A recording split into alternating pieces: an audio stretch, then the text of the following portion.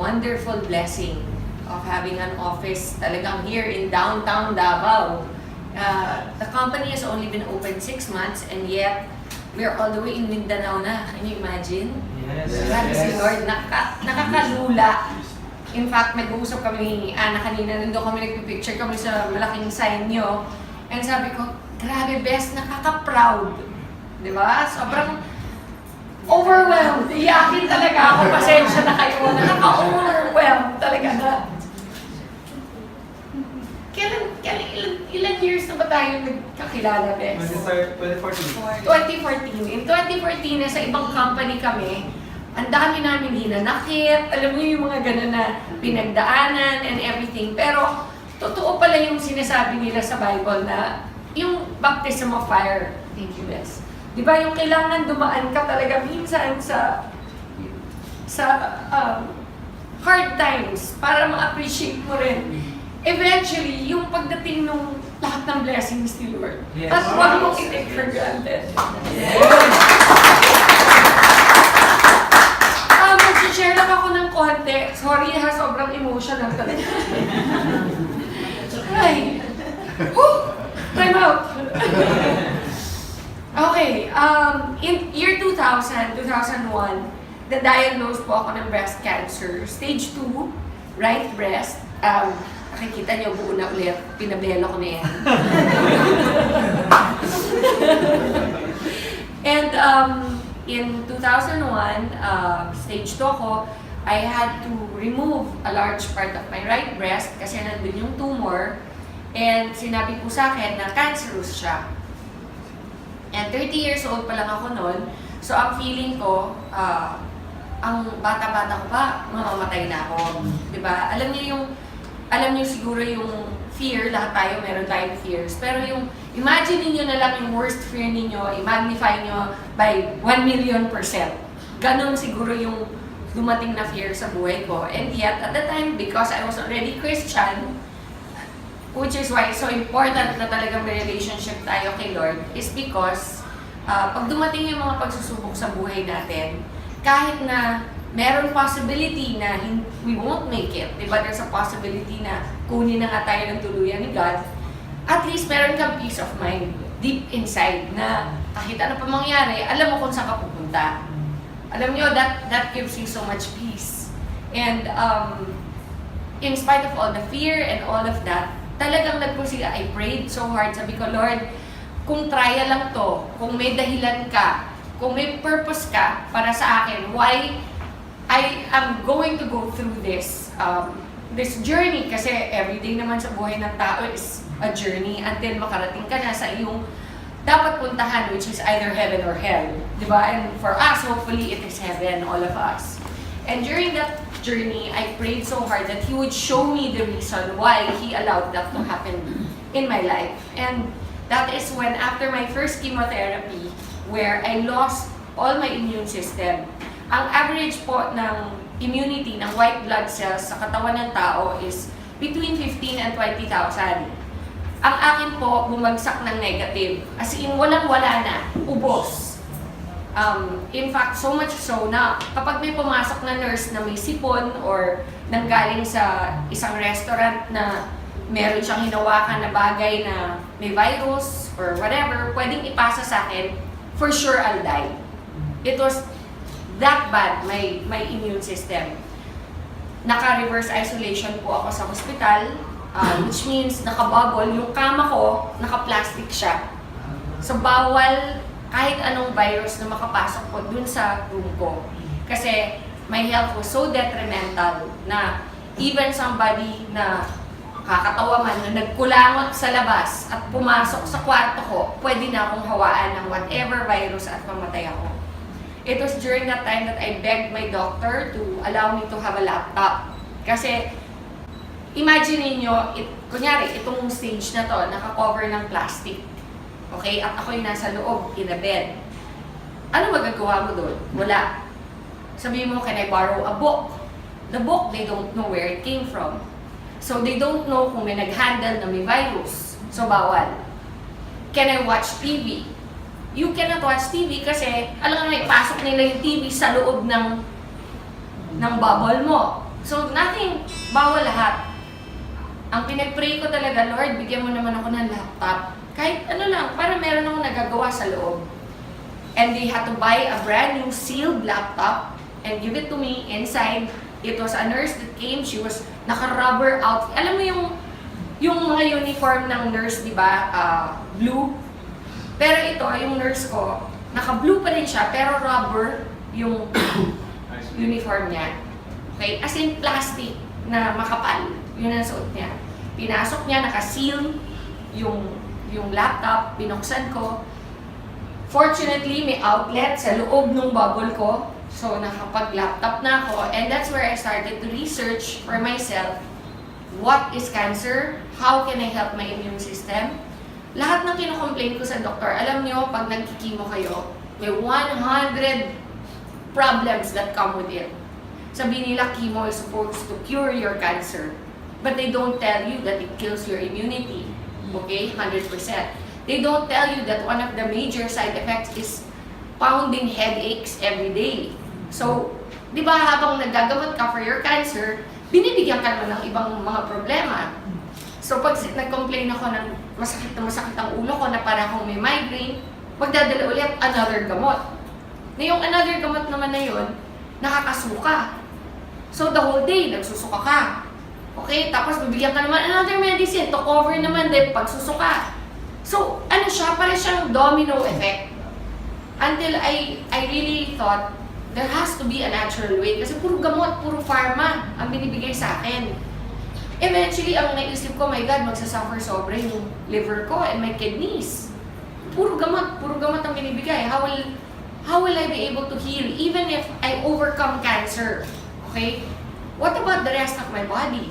What about my kidneys and my liver and my heart, which has gone through so much because of the chemotherapy? How am I going to recover from that? That's when I started to do all the research online. How to boost your immunity naturally. And you know, honestly, it's amazing. Ang daming ways na mag-boost ng immunity natin naturally. Sleep is the #1 way. You have to rest. Okay? Sinasabi nila, the only time your body heals is when you are sleeping. Did you know that? Di ba, iniisip mo, relax, beach, okay yan, di ba? That doesn't matter. You can relax in the beach. That's enjoyment. That's not healing. Healing is sleeping. It is so important. But there are other ways you can help with products like our barley.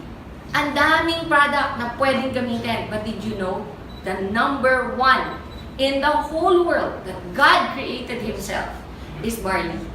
Yes. Kaya process of elimination, isa-isa kong ni-research yan. Imagine, I had 9 months in that bubble to discover what God really created. That is the best for our immune system. And during the time, you have to remember, di ko naman alam na someday I'll be standing in front of people like you. Ang purpose ko lang during the time is for my own healing.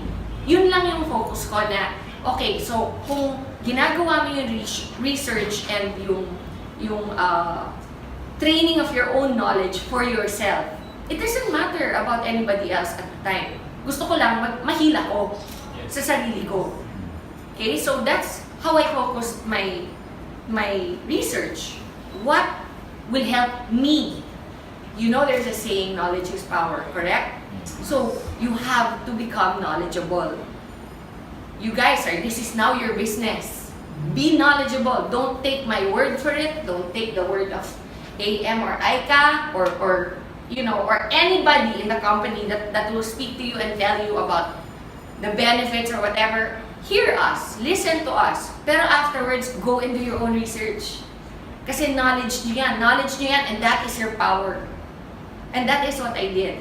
Through my own research and my own readings, I realized, isa-isa, malunggay, wow, taas ng niyan, healing powers niyan. Okay? Yung ampalaya, taas din ng healing powers niyan. Guyabano, wheatgrass, but above them all is barley. Above them all. It's so amazing kasi yung highest niyan, next to barley, is wheatgrass. And yet yung wheatgrass is only half as powerful as barley. Half! So everything else is below that. Berries are very high also. Okay? Pero the best way to boost your immunity is through barley. And so, since alam ko na kung anong barley, kung ano yung pinaka-best way to boost my immune system, next step, aling barley. Daming klaseng barley from all over the world. Okay, meron India, may China. Actually, barley can be grown in any cold country. May US, okay, everywhere. New Zealand. The best is from Australia. And only one place in Australia grows barley. Why? Because the weather, the soil, the way it is planted and harvested, the way it is treated in the plant, so that the integrity and the purity of the product itself, of the plant itself, is contained 100%. So pagdating po sa packaging natin, everything, until it gets to your table, until you open it and put it in your glass, it is still 100% there, as if it was the day they harvested it itself. That is how amazing our barley is. Now, how does barley affect people? We're not a pharma company. We don't do a million tests. We believe in what God says. He promises certain things, and try it. What have you got to lose? For me, I was already in the hospital. Nasa hospital na ako. Lahat ng sinasabi ng doktor, ginagawa ko na. Lahat ng gamot, tinetake ko. And yet, bakit? Hindi nila ako mapagaling the way nag-recover ako nung nag-barley ako. Yes. Kaaway ng mga doktor ang mga natural products. I have to be honest. Because they don't make money from natural products. That's the beauty of IAM. IAM has made it available to you so that you can make money from natural products. You know, during my first chemo, I was in that bubble. I was thinking already things like, pag namatay ako, kamusta kaya yung anak ko? Sino mag-aalaga? All the things that you don't think about when you're 30. And I was already thinking, and accept ko na, okay naman daddy niya eh, kahit ibalay kami. Mapapalaki niyang mabuti yan. Andiyan naman mama ko, my sisters, di ba? Little did I know that God had a plan. That someday, what now? That was 2000. 17 years later, I would be here with you. Yes.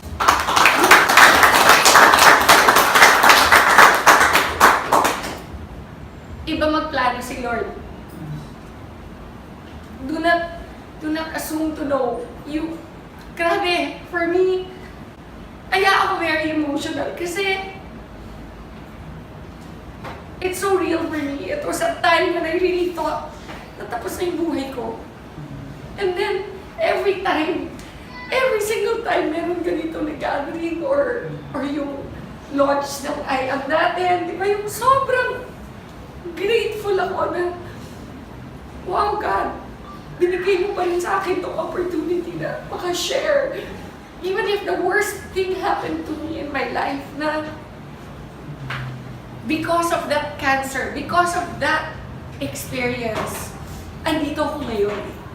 Nakakatulong sa maraming tao through IAM. Diba? Sobrang nakaka-overwhelm. Alam nyo, after my first chemo, which I was in that isolation for so long, on my second chemo, di na ako na-isolate. Yung immune system ko, which took 21 days to recover from the first chemo. So, kunyari may ano kayo? Maro, thank you guys. Explain ko lang para naiintindihan nyo. During my first chemo, I ended up in the ICU. Okay?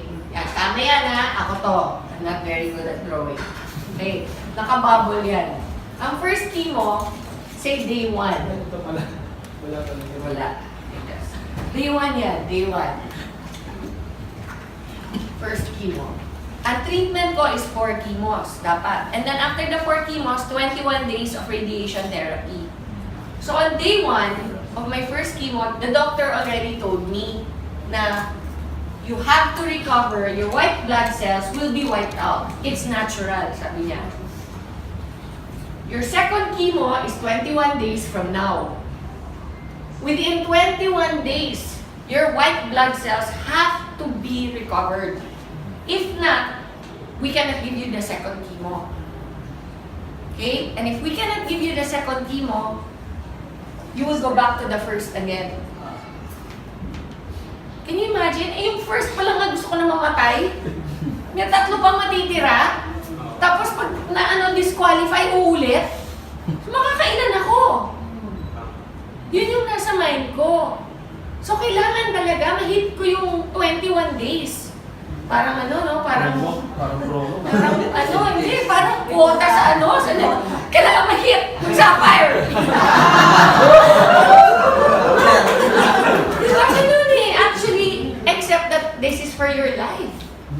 This was for my life. So, I cannot rely lang on what the doctors are saying kasi for me, okay, andyan na lahat ng sinasabi na gagawin ko. Pero, kailangan din tulungan ko sarili ko. Doon pumasok yung research, doon pumasok yung Barley. Nung na-discover ko na, alam nyo, on the 20th day, every day kukunan ka ng dugo.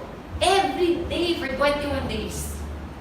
On the 20th day, sinabihan ako, you made it. We can give it to you tomorrow. Imagine, ka-recover ko lang today. Tomorrow, titirahin na naman ako. Alam mo, gusto mo sabihin, pwede time out kahit 1 week lang, please lang, para normal yung feeling ulit. Ang feeling kasi dito, parang ang gulay. Hindi ka makabanyo on your own, kailangan may nag-aalalay sa'yo. Hindi ka makakain ng tama, kasi lahat ng, ang bibig mo punong-puno ng mga singaw. Okay? Walang lasa, lahat ng kainin mo, tastes like metal. No promise, no. Alam mo yung sabihin nila, do you know what metal tastes like? Me, I know. Kasi it ruins your taste buds completely. Alam mo, my favorite things like chocolate, okay, Coke, yung mga ganyan. Di ba yung mga gusto mong kainin? Burger, lahat na ipasok ko sa bibig ko, lasang metal. So wala kang gana. Why will you eat? Kahit sa mind mo, ito yung taste, di ba? Sabi mo, ito yung lasa niyan. Pabibili ko niyan. Pagdating sa'yo, hindi yun yung lasa. Yun yung side effects ng chemotherapy. So I made it to my second. By then, imagine, 20 days na ako nagre-research. By then, sabi ko, my then husband, I told him, bumili ka ng barley. I don't care what the doctor say. Itago mo, huwag mong pakikita na pinasok mo dito. So, naipasok. I kept taking it. Alam mo, on my second chemo, it took me 4 days to recover. Wow. 4 days. Kanina sabi ni Pichi, meron daw tao dito na nag-testify na nagtatago na siya. Na meron daw gallstones. Gallstones ba? Yes. Gallstones. And after 3 days of taking the barley, 4 days. 4 days, what happened? Lumabas. Ganun ka-powerful yung barley. There are people it takes years. There are some conditions that I had that took years to recover, but it still recovered. Like, because of chemotherapy, one of the side effects is my ovaries shut down. So no more mens. No more period. So my doctor told me I'll never have children again. And I only had 1 child back then, si Lexi. She was only 6 when I got diagnosed. And when my doctor told me na I'll never have children again, parang feeling ko, okay na rin. At least I have 1. But in the back of my mind, I was thinking, what if I get a recurrence in the future? Okay? What if next time I'm not so lucky? What if next time God really wants to take me na? Diba? Sabihin natin, 5 years from now, 10 years from now, bumalik yung cancer, which is very, very much a possibility for any cancer patient. Once may cancer ka na, chances of recurrence are always 50% higher than somebody who's never had cancer. Okay? So, but now I'm on my 16th year. So, out of the woods na ako. Kumbaga, normally, ang recurrence happens within 2 years.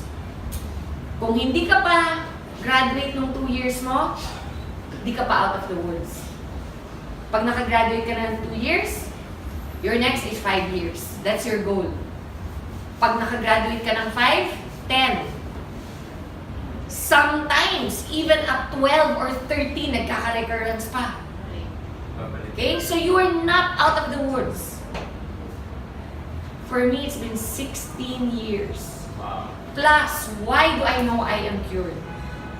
Because my cancer, the one that I had, was called Rh positive. Rh positive is, it feeds on estrogen. Ang nagpapakain sa cancer ko is estrogen sa katawan. Eh di ba nagkaanak ako ulit? After 3 years, 3 years akong umiinom ng barley from day 1. My period came back. Wow. 3 years! So that just goes to show, some things it will fix in 20 days. Some things it will take years. But no matter what, if you're consistent and you drink it regularly, it will be fixed.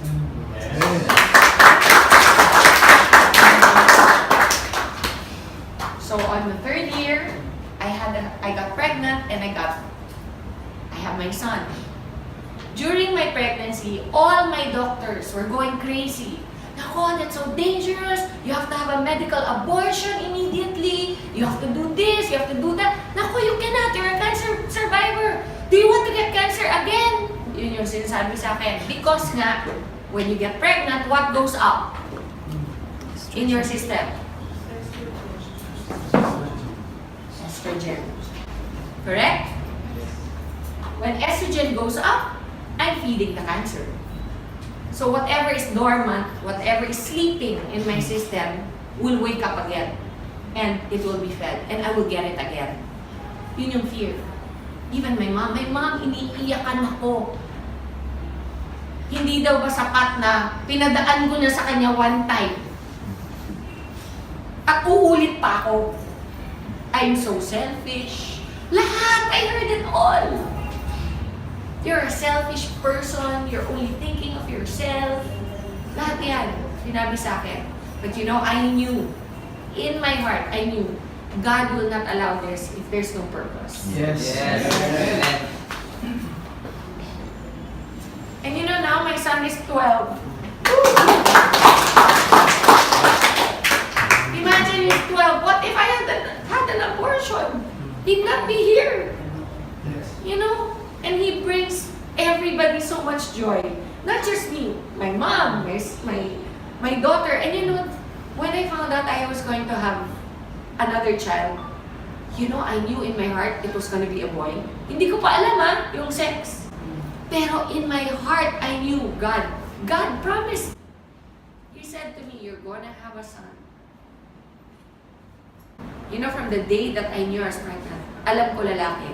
And I knew also that, you know, I was reading Malachi because I have so many testimonies about tithing, some other time regarding tithing. But in a nutshell, when I went to the States and I found out I was pregnant, I had no money. None. But I was always a very faithful tither. Tayo, nagpapayaman, di ba? Like what Pastor said earlier, it all belongs to God. All of it. Pag 10 pesos lang ang pera mo, easy no to give 1 peso. Pag 100 pesos, easy to give 10. Pag 100,000 na, madali pa bang magbigay ng 10,000?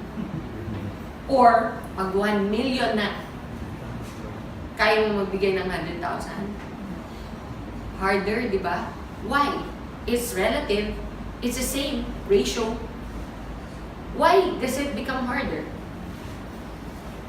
I remember there was one time I earned 1 million pesos in one TV show. I went to church. Andun si Connie Reyes. Naka-ready na yung check ko ng time.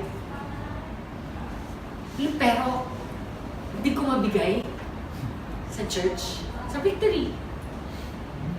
Lumapit ako sa kanya, sabi ko, Connie, I made na the check. Parang I can't give it. It's heavy in my heart. Sabi ko, parang ang bigat ibigay. Sabi niya, come on, Ton. Sabi niya gano'n. So, alam mo yung hawak yung, ito yung cheque ito. Here, Con. Baka mo. Ginaganyan na lang. Ipaganyan na ako sa kanya. Promise. Alam mo, she reminded me, sabi niya, you cannot outgive God. Yes. Yes. When I got sick and I had no money to pay for anything, I was in America. I blindly applied. Blindly. I'm not entitled. I'm not an American citizen. I blindly applied for medical aid. And I got approved. My entire treatment was free. Woo! And you know what? I remembered that moment that I gave that check to Connie. Yung bigat ng pag-release nung alam mo yung envelope natin, sabi ko, hirap talaga, hirap i-release yun. Pero I'm so grateful that I did because at the time when I needed help, God was there. You know, I calculated how much it would cost. 5 million to 3. What I got in pesos, $100,000 is what it would have cost. Back then, it was 5 million. Ngayon siguro, doble na yan. But I didn't pay for anything. Even my yung maintenance ko every day, yung tawag nilang tamoxifen. Normally, one tamoxifen is $100. And I have to take one every day. You know how much I was paying? $1 for each one. You cannot outgive God. So, okay lang na magpayaman. But don't forget what Pastor said. The money isn't ours. We're only stewards. So, ayan, sidetrack tuloy ako. Okay, anyway, so because of the estrogen, everybody was fearful for me to get pregnant, but I had my son. And he's completely well. Alam mo, I only have one breast to breastfeed him. Because they had radiated my right breast. So when they radiate, I actually asked my doctor, how's that? What if I have another, eventually if I have another child, you're never gonna have another child. Alam mo yun, when somebody speaks into your life like that, how hard it is to receive and accept. But what if? No, you will never. No, but I'm just saying hypothetically, if. Don't do that to yourself. It's never going to happen. Ang kulit talaga. Alam mo yung ganun ang demonyo eh. Ganun ang demonyo. Promise, they steal and they lie. They steal your joy. And you don't let them. And even though he probably was an atheist, I looked him straight in the eye and I said, I rebuke that in the name of Jesus. I will have another child.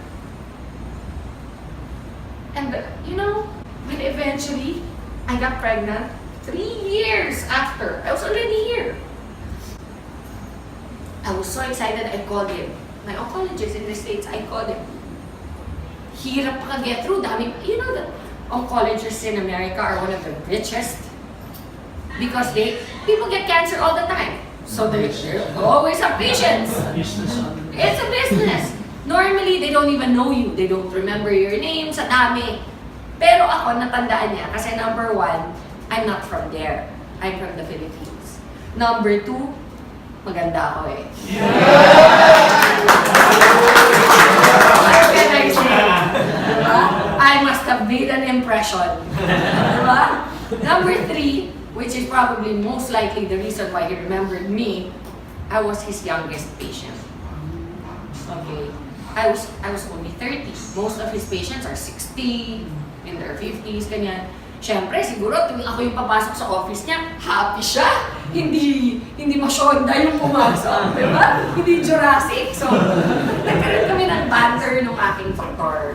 And I called him. When I called, I got his secretary, and the secretary said, "Oh, who is this, please?" Sabi ko, "This is Maritoni from the Philippines." "Oh, one moment, please." Ang bilis, sumagot yung doktor ko. Sabi ko, "Hi, Dr. Cooley, do you remember me?" Sabi niya, "How can I forget my beautiful patient?" Sabi niya, "What is something wrong? Are you having a recurrence?" Kasi normally, tatawag ka lang muna sa doktor mo kapag nagkaroon ka ng problema ulit, di ba? Sabi ko, "Oh, no, I'm perfectly fine, thank you very much. But I just wanted to call you because I remember how you told me I would never have a child again. And I just wanted to share the good news with you that I'm going to have another child." Those were my words, "I'm going to have another child." There's silence on the phone, no? And then he goes, "Well, you know what? I'm really glad you decided to adopt." Ganon siya ka-certain that I will never be pregnant again. So I said, no, Dr. Cooley, you don't seem to understand. I'm pregnant. Again, silence. Tagal. So, "Are you there? Are you still there, Doc?" Sabi niya, no, that's not possible. Sabi niya sa akin. Sabi ko, "No, Doc, I'm pregnant. And I'm gonna have a son." Kasi by that time, alam ko na, no, I was already mga 4 months pregnant. And he said, "Oh, no, wait, what did you do?" Sabi, "What did I do? Oh, I had sex."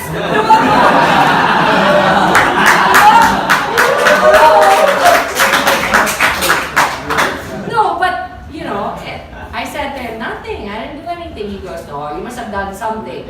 So, siguro kala niya medical procedure or something. So I said, "No, I've been taking a supplement for a while, and it's called Barley." And ako yung nag-educate sa kanya about what I had done this whole time, from day one. Sabi niya, "Oh, you're a sneaky one." Sabi ko, "But it worked." And sabi niya, "Oh, well, I'm very happy for you. You know, and in as much as we are not allowed to recommend those things, being doctors, we do not stop our patients if they want to." Sabi niya. So, imagine, that's my oncologist na. He's the one that told me I'll never have a child again. He's the one that told me that, you know, if I get pregnant, for sure I'll have a recurrence. And yet, here I am. My child is 12 years old. I'm 100% in good shape. I would like to say I'm in more than good shape. Yes!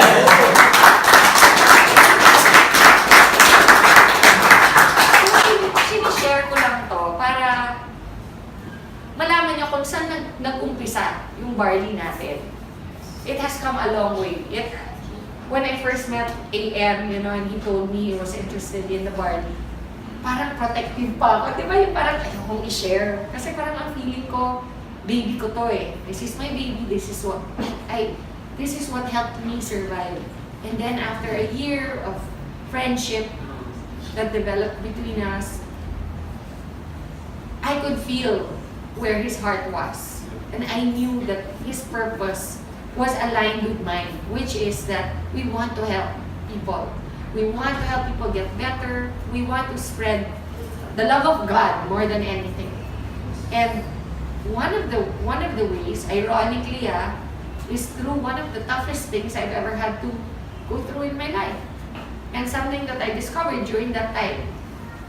So, you know, it is an honor and a blessing to be able to provide the barley that helped me to IAM Worldwide. So do not ever, I mean, if you have any questions, we're always available to let you know. You know, I always encourage also members. Kasi minsan may mga nagpa-private messages sa mga social media accounts ko. Simple things like, pwede ba ang barley sa diabetic? You can Google that. I am not your only source of information. Tama lang. Okay? It is in the internet. That's why I am proud to tell you, grabe ang galing ng barley natin. Kasi hindi lang po sa akin dapat manggaling yung believe din nyo. Ako lang po ay testimony. This thing that you see in front of you is the reason why I'm living proof that it works. Okay? But go and do your own research. Find out. Maybe, mas may alam pa kayo eventually kaysa sa akin about what barley can do. Diba? You know, I've had people take barley, come up to me and say, "Hoy, alam nyo, yung anak ko, congenital ang heart disease niya, ganyan-ganyan." And then, we just kept giving barley and eventually it healed. I didn't know that barley could do that. Kasi I'm not naman a doctor or a nutritionist. I'm just a person who took this beautiful gift of God and it worked for me. And that's why I want to share it. I want to let you all know that we are here to support you in every way. It will not only give you great health, it will give you great pockets. Yes. God bless you everyone. Thank you.